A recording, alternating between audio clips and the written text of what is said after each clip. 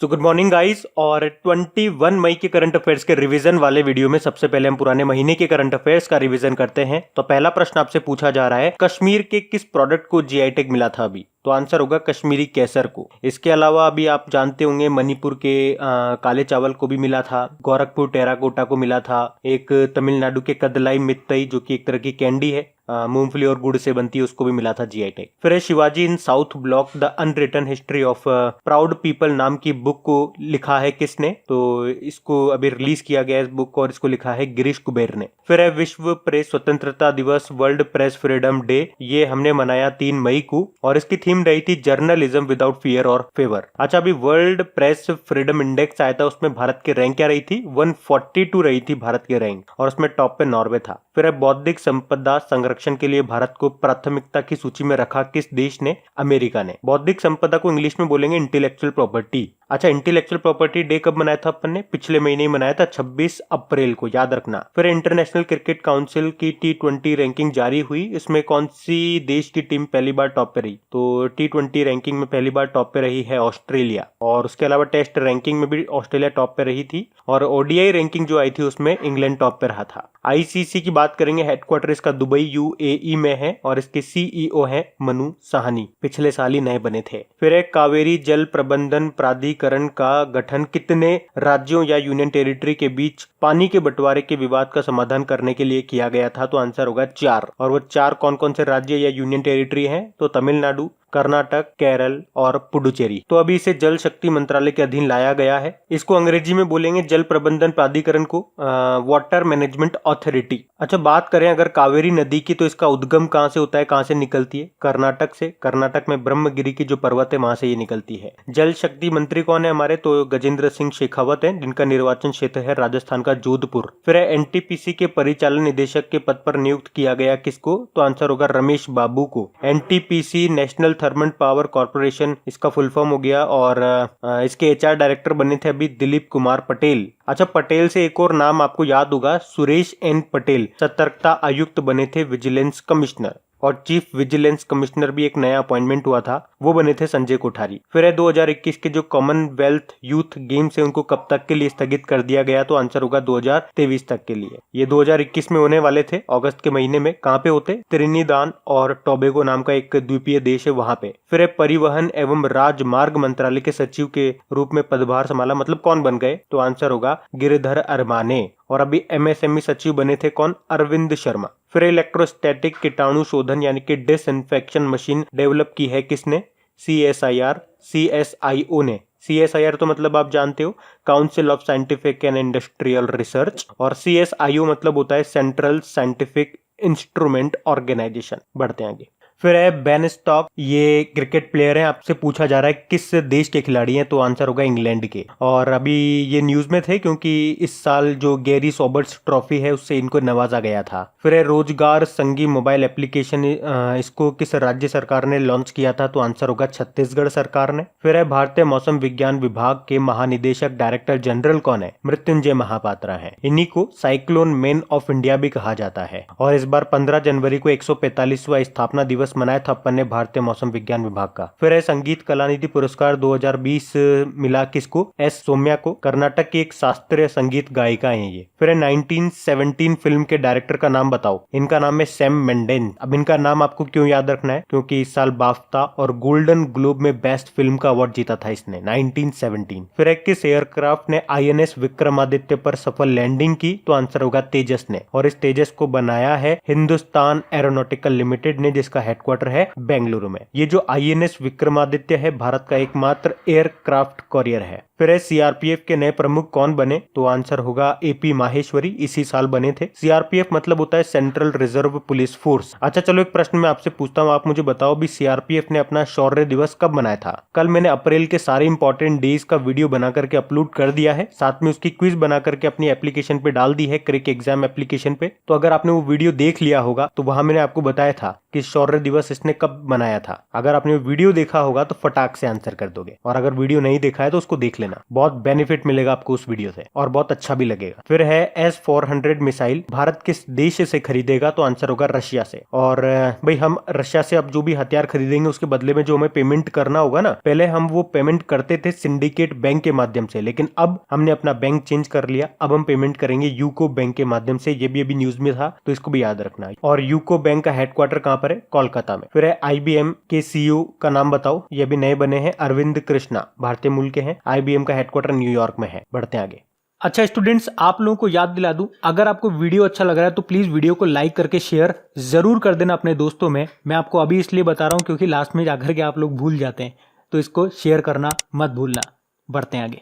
तो चलिए कल के करंट अफेयर्स को भी एक बार रिवाइज कर लेते हैं। पहला प्रश्न आपसे पूछा गया था, इंदिरा प्रियदर्शनी बेबी किट ये डिस्ट्रीब्यूट कार्यक्रम है, वितरण कार्यक्रम है जो कि शुरू किया है किस राज्य की सरकार ने, तो आंसर होगा राजस्थान ने। एक्चुअली क्या होता है, बच्चे के जन्म लेते ही उसे पुराने कपड़ों में लपेट दिया जाता है जिससे इन्फेक्शन का खतरा रहता है, तो अब ये बेबी किट बांटे जाएंगे ताकि इन्फेक्शन का खतरा ना रहे। फिर एक KYC, यानी कि KYC मतलब होता है नो योर कस्टमर की सुविधा देने वाला पहला बैंक कौन सा बन गया। एक्चुअली क्वेश्चन पूरा ऐसा होना चाहिए कि वीडियो के थ्रू KYC करने वाला, अब आपको KYC करने के लिए बैंक जाने की जरूरत नहीं है, तो वीडियो के थ्रू KYC कंप्लीट करने वाला पहला बैंक बन गया है कोटक महिंद्रा बैंक, जिसका हेडक्वार्टर आपका मुंबई में है और इसके MD CEO है उदय कोटक, और इसकी टैगलाइन क्या है, लेट्स मेक मनी सिंपल। फिर है ICC की क्रिकेट समिति ने गेंद को चमकाने के लिए जो लार, जो थूक का उपयोग करते हैं क्रिकेटर्स, उस प्रतिबंध लगाने की सिफारिश की है। आपको बताना इस समिति की अध्यक्षता किसने की, तो आंसर होगा अनिल कुंबले ने।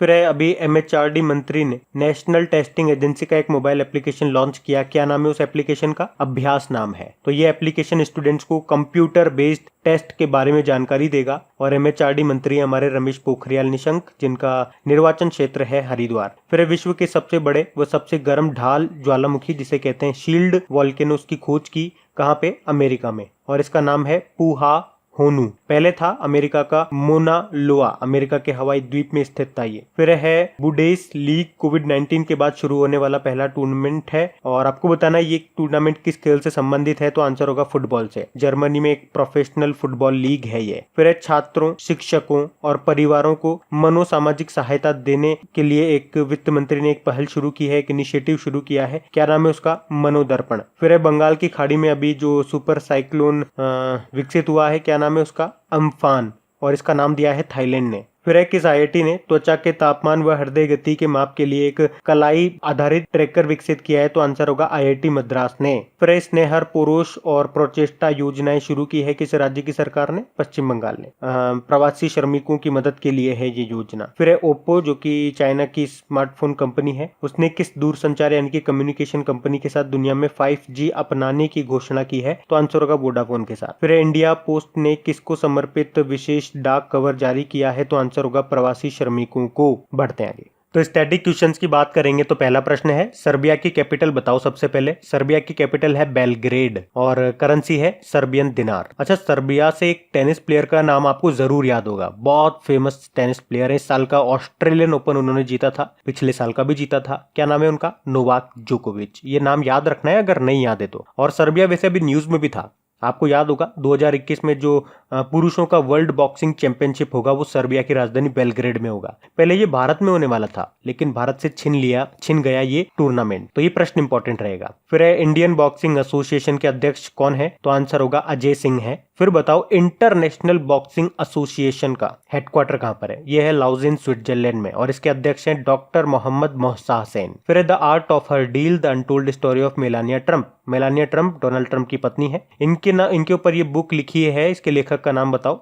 मैरी जॉर्डन है। फिर है जर्मनी की कैपिटल है बर्लिन। अच्छा, जर्मनी की करेंसी क्या है? यूरो है, और इसकी चांसलर है एंजेला मर्केल, और इसके प्रेसिडेंट है फ्रैंक वॉल्टर स्टाइनमायर। आपको याद होगा इस बार जो पीटरबर्ग जलवायु संवाद का 11वां संस्करण हुआ था, जर्मनी में ही हुआ था। और अगर जर्मनी को कनेक्ट करें अपन करंट अफेयर्स से, तो क्या याद आता है आपको कि अभी जर्मनी ने विरोध के स्वरूप में जो झंडे जलाते हैं उन पे भी प्रतिबंध लगा दिया है। फिर है ब्रिटेन के प्रधानमंत्री का नाम बताओ। बोरिस जॉनसन है, और अभी ब्रिटेन से आपको याद आया होगा छोटे व्यवसायों के लिए बाउंस बैक लोन स्कीम शुरू की थी ब्रिटेन ने। यस बैंक के MD CEO का नाम बताओ। यस बैंक के MD CEO हैं प्रशांत कुमार, नए बने थे। और एक प्रशांत त्रिपाठी नाम और न्यूज में आपने सुना होगा, मैक्स लाइफ इंश्योरेंस के MD CEO बने थे। एक प्रश्न और छोड़ के जा रहा हूं मैं आप लोगों के लिए। अभी यस बैंक के चीफ रिस्क ऑफिसर ये कौन बने थे, ये बताना है आपको। फिर है इंडियन ओवरसीज बैंक का हेडक्वार्टर कहाँ पर है, तो ये है चेन्नई में, और इसके जो एमडी सीईओ हैं वो है कर्णम शेखर। और इस बैंक की टैगलाइन क्या है,